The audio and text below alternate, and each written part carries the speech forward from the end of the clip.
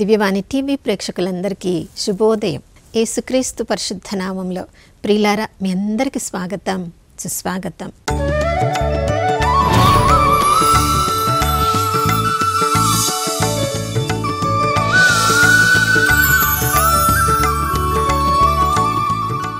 గడిచిన దినమంతా కాచి కాపాడిన దేవునికి మనసారా వందనాలు తెలియచేద్దాం. దేవుని ప్రేమ తరిగిపోలేదు, ఆయన కరుణ సమసిపోలేదు. ప్రతి ఉదయము ఆ ప్రభు మీద ఎవరెవరు నమ్మకం పెట్టుకొని ఉంటారో, ఆ ప్రభు వైపు ఎవరు ప్రార్థనలో ఆశగా చూస్తూ ఉంటారో వారందరిపై నూతనంగా తన ప్రేమను కరుణను కుమ్మరిస్తానని వాగ్దానం చేసిన దేవుడు నమ్మదగినవాడు, విశ్వసనీయుడు. ప్రియులారా, మనం ఈ లోకంలో ఈరోజు ఇలా సజీవుల లెక్కలో ఉన్నామంటే ఆ దేవుని కృప గడిచిన కాలం అంతా కూడా మనల్ని కాచి కాపాడింది. అది మన కుటుంబ సభ్యుల ద్వారా కావచ్చు, మన శ్రేయోభిలాషుల ద్వారా కావచ్చు, మనతో పనిచేస్తున్న ద్వారా కావచ్చు. దేవుడు ఎంతోమందిని ఉపయోగించుకొని ఈరోజు ఈ ఉన్నత స్థితిలో మనం ఉండాలంటే వారందరి యొక్క సహాయం ద్వారా ఆ దేవుని ప్రేమ వారిలో ఉండి పనిచేస్తూ ఉంది. కాబట్టి ఇంత ఉన్నత స్థితిలో మనం ఈరోజు ఉండగలుగుతున్నాం. ప్రియులారా, దేవుడు ఈ లోకంలోనికి మనల్ని పంపడానికి ఒక కుటుంబాన్ని ఎన్నుకున్నాడు, ఒక తల్లిదండ్రులను ఎన్నుకున్నారు. ఆ కుటుంబంలో ఉన్న ప్రేమ ద్వారా ఆ కుటుంబంలో మనము మన యొక్క బాధ్యతను మనం నిర్వర్తించడం ద్వారా మన పట్ల మన తల్లిదండ్రులు కానీ మన కుటుంబ సభ్యులు కానీ కల బాధ్యతను నిర్వర్తించడం ద్వారా ఆ దేవుని చిత్తాన్ని ఈ లోకంలో మనము నెరవేర్చాలని దేవుడు మన గురించి, మన కుటుంబం గురించి గొప్ప గొప్ప కలలు కంటున్నారు. ప్రియులారా, మన సొంత శక్తి ద్వారా, మన సొంత ఆలోచనల ద్వారా మన కుటుంబానికి, మన స్వీయ జీవితానికి మనము మంచి పేరు తీసుకొని రాలేము. ఎందుకంటే ఎఫెసీయులకు రాసిన లేఖ 3వ అధ్యాయము 15వ వచనంలో వాక్యం స్పష్టంగా అక్కడ వ్రాయబడింది. ప్రియులారా, దివి అందలి భువి అందలి ప్రతి కుటుంబము తన నిజమైన నామమును ఆ దేవుని నుండియే పొందుచున్నది. దేవుడు మనందరికీ కూడా, మన కుటుంబాలకు ఒక శ్రేష్టమైన ప్రత్యేక నామమును ఆయన ఇవ్వడం ద్వారా తన బాధ్యతను మనకు తెలియచేస్తున్నారు. మన కుటుంబం పట్ల, మన కుటుంబానికి మంచి పేరు తీసుకొని రావాలని ఆ తండ్రి మన కుటుంబాన్ని ఏర్పరిచిన దగ్గర నుండి కూడా తన బాధ్యతను నిర్వర్తిస్తున్నారు. అందుకని చూడండి, 127వ కీర్తన 1వ వచనంలో మనం చెప్తున్నాము, ఎంత కష్టపడి ఒకరు తన కుటుంబాన్ని, గృహాన్ని నిర్మించాలని ఎంత ప్రయత్నించినా ఆ కుటుంబాన్ని ఏర్పరిచిన దేవుని శక్తిని మనం ఉపయోగించుకోకపోతే, ఆ దేవుని కృప ఆ గృహానికి, ఆ కుటుంబానికి తోడుగా లేకపోతే ఆ కుటుంబంలో ఉన్నవాళ్ళు ఎంత ప్రయత్నించినా ఆ కుటుంబాన్ని, గృహాన్ని నిర్మించలేరు. బేలుదారుల శ్రమ వ్యర్థము. చూడండి, ఆ నగరాన్ని కాపాడడానికి ఆ కాపలదారులు ఎంత ప్రయత్నించినా ఆ నగరాన్ని కాపాడే దేవుడు వారికి తోడుగా లేకపోతే వాళ్ళ శ్రమ అంతా కూడా వ్యర్థము. అవును ప్రియులారా, మన సొంత శక్తితో, మన సొంత ఆలోచనలతో, మనం ఏమేమి తలాంతులు కలిగి ఉన్నామో వాటన్నిటి ద్వారా మన కుటుంబానికి మంచి పేరు తెచ్చుకుందాం, మన కుటుంబాన్ని కాపాడుకుందాం అంటే మన వలన, మన సొంత బలం వలన అది శక్తితో మనము చెయ్యలేము. ఎందుకంటే ఎంతగా మనం ప్రయత్నిస్తున్నామో మన ఈలోక శారీరక శక్తిని ఉపయోగించుకొని ఈ శారీరక శక్తితో, శరీరధారులతోటే మనం పోరాడగలం. కానీ ప్రతిరోజు మనం ఎవరెవరితో పోరాటం చేస్తున్నాం? ఎఫెసీయులకు రాసిన లేఖ 6వ అధ్యాయం 12వ వచనంలో మనం చదువుతున్నాం కదా, ఈ లోక రక్తమాంసంలో ఉన్న శరీరధారులతో కాదు మనం పోరాటం చేస్తున్నది. మనం అనుకుంటున్నాం మన కుటుంబ సభ్యుల్లో మనస్పర్ధలు వస్తున్నాయంటే, భార్యాభర్తల మధ్యలో విభేదాలు వస్తున్నాయంటే, ఒక అన్నదమ్ముల మధ్యలో అన్ని రకాల గొడవలు వస్తున్నాయంటే కారణం వాళ్ళు మాత్రమే కాదు, వారిలో పనిచేస్తున్న ఈ లోకానికి చెందని అధికారులతోనూ, ప్రధానతోనూ, ఈ యుగపు అంధకార శక్తులతోనూ, ఆకాశమందలి దురాత్మ శక్తులతోనూ మనం పోరాటం చేస్తున్నాం. ప్రియులారా, ఈ ప్రధానులు, ఈ అధికారులు ఇవన్నీ కూడా మనకు తెలియకుండానే మనలో ప్రవేశించి మన ప్రేమగా ఉంటున్న కుటుంబ సభ్యుల మధ్య వివాదములను కలగజేస్తుంది. చూడండి, ఆది కుటుంబం, దేవుడు ఆదాము ఏవమ్మలను సృజించినప్పుడు వారిద్దరు తప్ప ఇంకెవ్వరూ లేరు మనుషులు. వారిద్దరు మధ్యలో కూడా చూడండి, నా ఎముకల్లో ఎముక, నా దేహంలో దేహం అని చెప్పిన ఆదాము కూడా శ్రమ కలిగినప్పుడు, ఆ సర్పము వచ్చి వాళ్ళని శోధించినప్పుడు, దేవుని మాటకు అవిధేయించేలా చేసినప్పుడు ఆమెను నిందిస్తున్నాడు, ఆమె మీద నేరం మోపుతున్నాడు. ఆదికాండం 3వ అధ్యాయంలో మనం చదువుతున్నాం. నీవు నాకు తోడుగా ఇచ్చిన ఈ స్త్రీ ఆ పండును తినమని ఇచ్చింది, ఆమె ఇవ్వకపోతే నేను తినేవాడిని కాదు. దేవుడు జ్ఞానం ఇచ్చాడు ఆయనకు, కానీ ఆ జ్ఞానాన్ని ఉపయోగించి పండు తినకుండా ఉండకుండా ఆ పాపాన్ని, నేరాన్ని, నా ఎముకల్లో ఎముక అని చెప్పిన స్త్రీని ఈ స్త్రీ అని నేరారోపణ చేస్తున్నాడు. ప్రియులారా చూడండి, అక్కడ నుంచి ఈ అంధకార శక్తులు, ఈ ఆకాశంలో తిరుగుతున్న దురాత్మలు కుటుంబాన్ని మొదటగా విచ్ఛిన్నం చేస్తే ఈ ప్రపంచంలో ఇంకా మనుషుల్ని మనము గెలుచుకున్నట్లే అని కుటుంబ వ్యవస్థ మీద తన ఆధిపత్యాన్ని చెలాయించాలని చూస్తున్నాడు. ప్రియులారా చూడండి, ఆదాము ఎవెమ్మలు దేవుని సన్నిధించి వాళ్ళు త్రోసివేయబడిన తర్వాత వాళ్ళకి కలిగిన 2 కుమారులైన వాళ్ళిద్దరు కలిసి సంతోషంగా ఉన్నారంటే చూడండి, సైతాను శక్తులు ఆ కుటుంబాలలో కూడా పనిచేస్తూ కయీన్ని, ఏబేల్ని, వాళ్ళిద్దరు ఎంత కలిసి ఉండి ఎవరి పనులలో వాళ్ళు ఉన్నారు. మందల కాపరిగా తన పని చేసుకుంటున్నాడు ఆబేలు, తన యొక్క వ్యవసాయం పనిలో ఉన్నాడు కయీను.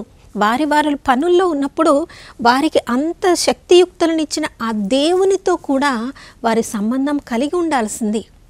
దేవుడితో కలిగిన సంబంధంలో లోపం ఏర్పడడం వలన దేవుడు కయీని కానుకను త్రోసివేయడం ద్వారా దేవుడితో తన యొక్క మనస్పర్ధను కలిగి ఉండి దేవుడితో ఆ సమస్యను కయీను తీర్చుకోవాల్సింది. కానీ ఏ సమస్య లేకుండా ఆబేలు కయీనికి ఏ సమస్యను కలిగించలేదు. కానీ అసూయ వలన తన సొంత సహోదరుని ఏబేలుని చంపినప్పుడు ప్రియులారా శారీరకంగా చంపివేశాడు. ఏబేలుకి కంటి ముందు కనిపించడం లేదు, కానీ ఆయన రక్తము ఏ భూమి మీద పడిందో ఆ భూమి మీదనే వ్యవసాయదారుడిగా కయీను పనిచేస్తున్నాడు. ఆ భూమి అంతా కూడా శాపం పాలైపోయింది. తను నమ్ముకున్న భూమి శాపం పాలైపోయినప్పుడు ఇక ఏ పని చేయగలడు? దేశదిమ్మరిగా తిరుగాడుచున్నాడు. ప్రియులారా చూడండి, ఇదంతా కూడా తన యొక్క సొంత సహోదరులుగా ఉండవలసిన వాళ్ళు ఏ శక్తులు దేవుడు మనల్ని ఆశీర్వదించినప్పుడు, దేవుడు మన కుటుంబాన్ని ఐక్యంగా ఉంచినప్పుడే మనము ఒకరితో ఒకరు కలిసి ఉండగలము. కాబట్టి ఎంత ఎక్కువగా మన కుటుంబాన్ని దేవుడితో కలిసి ఉంటామో అంతగా తమ కుటుంబాన్ని కలిపి ఉంచనప్పుడు, తమ దృష్టిని ఈ లోకం మీద దృష్టిని సారించినప్పుడు తన కుటుంబాల్లో అన్ని కుటుంబాల్లో కూడా విచ్ఛిన్నమవుతున్నాయి, విభేదాలు కలుగుతున్నాయి. మరి సమస్య ఎక్కడ వస్తుంది ప్రియులారా చూడండి, మనం అపోస్తల కార్యములు 17:23 ఆ ఏథెన్స్ పట్టణంలో పౌలు భక్తుడు తిరుగాడుచు ఉన్నప్పుడు వాళ్ళన్ని దైవ భక్తులని తెలుసు, రకరకాల పూజాపీఠాలు ఉన్నాయని తెలుసు, కానీ ఒక స్థలంలో తెలియని దేవునికి అని వాళ్ళు ఒక బలిపీఠాన్ని కట్టి అక్కడ కూడా ప్రార్థన చేయడాన్ని గమనించాడు. మొట్టమొదట మన సృష్టికర్తతో మనకి సంబంధం కలిగి ఉండాలని తెలియనప్పుడు, సత్యవంతుడైన దేవుడికి మనకి గల సంబంధమే మనల్ని, మన కుటుంబాన్ని లోకంలో నిలబెడుతుందని తెలియని అజ్ఞానంలో ఉన్నప్పుడు మాత్రమే ప్రియులారా మన కుటుంబాలు విచ్ఛిన్నమైపోతాయి. రెండవది, రోమీలకు రాసిన లెక్క 1:21 అక్కడ స్పష్టంగా పౌలు భక్తుడు చెప్తున్నాడు, వాళ్ళకి దేవుడు తెలుసు, దేవుని శక్తి తెలుసు, దేవుని శక్తి ద్వారానే వాళ్ళు ఈ లోకంలో ఏదైనా సాధించగలరని తెలుసు. అయినప్పటికీ దేవుని దగ్గర నుంచి అన్నీ పొందుకుంటున్నారు, కానీ ఆ దేవుని పట్ల కృతజ్ఞతా భావాన్ని కలిగి ఉండడం లేదు. ఆ దేవుడికి ఇవ్వవలసిన గౌరవాన్ని వాళ్ళు ఇవ్వడం లేదు. కాబట్టి చూడండి, తాము చేసే పనులలో అంధకారంతో ఉన్నారు కాబట్టి వాళ్ళను వాళ్ళే గొప్పగా అనుకుంటున్నారు, దేవుడి మీద ఆధారపడవలసిన అధిక అవసరము లేదు అనుకుంటున్నారు. కాబట్టి తన సొంత శక్తి, తమ బుద్ధి మాలిన్యము వలన వాళ్ళే చీకటిలో కలిసిపోతున్నారు. చీకటికి చెందిన శక్తులతో ఏకమైపోయి తమ జీవితాలను విచ్ఛిన్నం చేసుకుంటున్నారు అని పౌలు భక్తుడు చెప్తున్నారు ప్రియులారా.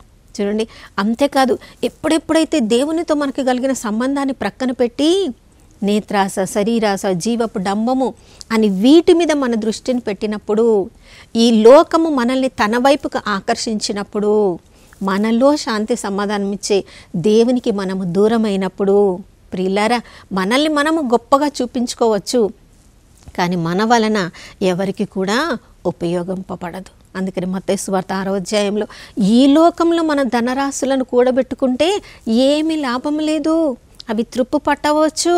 ఈ లోకంలో ఎవరైనా కన్నం వేసి దొంగతనం చేసుకోవచ్చు.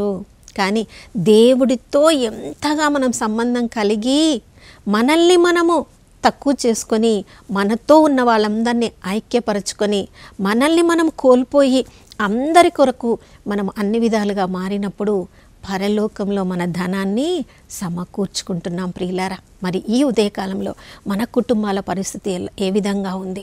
ఆ దేవునితో ఉదయమే లేచి మన వ్యక్తిగత ప్రార్థనలో, మన కుటుంబ ప్రార్థనలో దేవునితో గడిపినప్పుడు ఆ దేవుని శక్తి ద్వారా పొందిన మన యొక్క బైబిల్ గ్రంథం ద్వారా, దివ్యబలి పూజలో పాల్గొనడం ద్వారా, దివ్య ప్రసాదాన్ని స్వీకరించడం ద్వారా ఆ ప్రభువునే స్వయంగా మన వ్యక్తిగత జీవితాల్లోనికి, మన కుటుంబంలోనికి ఆహ్వానించినప్పుడు ఆ రోజంతా కూడా ప్రభువే మన కుటుంబాన్ని నడిపిస్తారు. మన కుటుంబంలో మన బాధ్యతను చక్కగా నిర్వర్తించేలా ఆ ప్రభు శక్తి ద్వారా మనము ప్రతిరోజు మన కుటుంబాన్ని నడిపించవచ్చు. నా ప్రియ సహోదర సహోదరి, ఈ ఉదయకాలంలో మన కుటుంబాన్ని ఎత్తిపడదాం. మన కుటుంబంలో ఏదైనా మనస్పర్ధలు ఉన్నాయంటే అది వాళ్ళ వల్ల కలిగినవి కారు.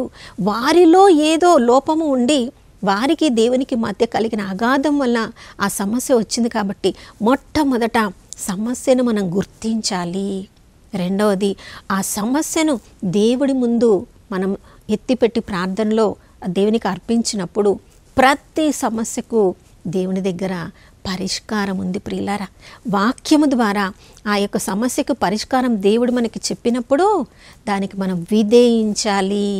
విధేయించినప్పుడు మాత్రమే ఆ వాక్యం ద్వారా వచ్చిన ఫలసాయాన్ని మన ద్వారా మన కుటుంబంలో మనం అనుభవించగలము. కాబట్టి ఈ ఉదయకాలంలో మన కుటుంబాన్ని ప్రభువునకు అర్పించుదాం. ఏ సమస్యలు ఉన్నాయో సమస్యలు లేనట్లుగా ఏదో మనం అలా జీవించడం కాదు, కానీ ఏ కుటుంబంలో ఎక్కడ ఏం సమస్య ఉందో ఆ కుటుంబ సభ్యులుగా బాధ్యత మనం వహించి తండ్రిగా, తల్లిగా, కుమారుడిగా, కుమార్తెగా దేవుడు ఏ బాధ్యతను మనకు ఆ కుటుంబంలో ఇచ్చారో వాటన్నిటిని చక్కగా నిర్వర్తించడానికి కావలసిన జ్ఞానాన్ని ప్రసాదించమని ప్రార్థించుకుందాం. నాతో కలిసి ప్రార్థించండి. పరిశుద్ధుడైన దేవానికి స్తోత్రములు తండ్రి. భువి అందలి ప్రతి కుటుంబం కూడా అది యొక్క నామమును, నిజమైన నామమును పొంది ఉండాలంటే అది మీ కృపా కనికరం ద్వారా మాత్రమే ప్రభువా. అయ్యా, మేము ఈ లోకానికి చెందిన దేన్నైనా మీకంటే ఎక్కువగా ప్రేమిస్తే అయ్యా, మేము ఆ లోకంతో, ఆ ఆశలతో మేము కలిసిపోయినప్పుడు మాకు మేముగా ఒంటరిగా అయిపోతున్నాం ప్రభా. దాని ద్వారానే ప్రభా ఎన్నో సమస్యలు కలుగుతున్నాయి.